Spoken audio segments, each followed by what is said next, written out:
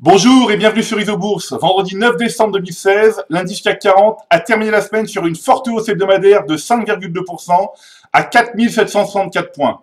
Passons tout de suite à l'analyse des marchés dans le logiciel Isobourse.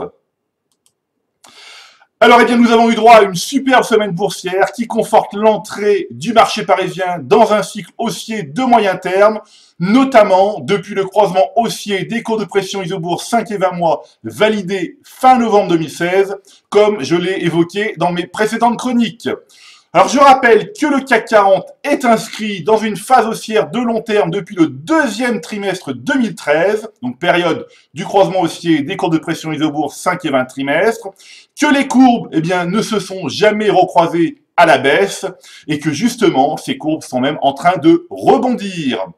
Alors, passons maintenant à l'analyse des positions du fonds Martin Morel Impulsion France, donc le premier fonds qui base sa stratégie sur la pression Isobourse. Alors, le fonds Martin Morel Impulsion France a terminé la semaine en forte hausse et sur un nouveau plus haut historique proche de 430 €, soit un gain de plus de 70% et un rendement annualisé de près de 8% depuis sa création en août 2009. Alors cette semaine, les plus fortes hausses hebdomadaires du fonds Martin Morel Impulsion France sont de Richebourg, Société Générale, Manitou, Néopost, Natixis. Vous voyez ici des hausses de près de 24%, plus de 15%, 13%, 13%. Donc toutes ces valeurs ont un point commun forcément, des cours de pression Isobourse 5 et 20 mois toujours positives. On peut le vérifier ici avec de Richebourg, un croisement récent depuis septembre 2016. Donc, là, la valeur est à conserver évidemment. On continue ici avec Société Générale, là depuis novembre 2016, la valeur est évidemment à conserver. Ici avec Manitou, un croisement plus ancien depuis janvier 2016.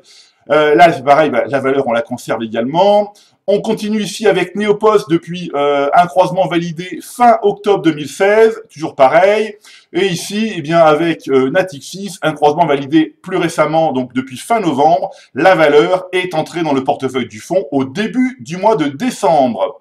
Alors, passons maintenant à l'analyse du deuxième fonds qui base sa stratégie sur la pression Isobourse, donc le fonds Martin Morel Impulsion Nasdaq.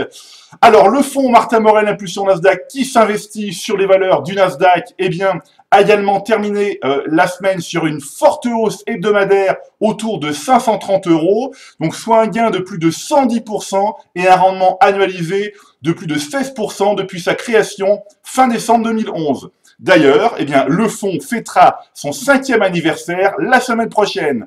Alors, cette semaine, les plus fortes hausses hebdomadaires du fonds Martin Morel Impulsion Nasdaq sont AMD, Autodesk, Cirrus Logic, Micron Technology. Donc Micron Technology, souvenez-vous, une valeur dont j'ai parlé récemment dans mes précédentes chroniques. Donc vous voyez ici AMD, on va regarder, AMD, un croisement haussier validé en décembre 2015. La valeur n'a jamais quitté le portefeuille du fonds, un gain de plus de 273% depuis. Voilà, on continue ici avec Autodesk, un croisement plus récent depuis avril 2016, plus 35% de gain. On continue encore ici avec Cirrus Logic, un croisement encore plus ancien depuis janvier 2015, 116% de gain.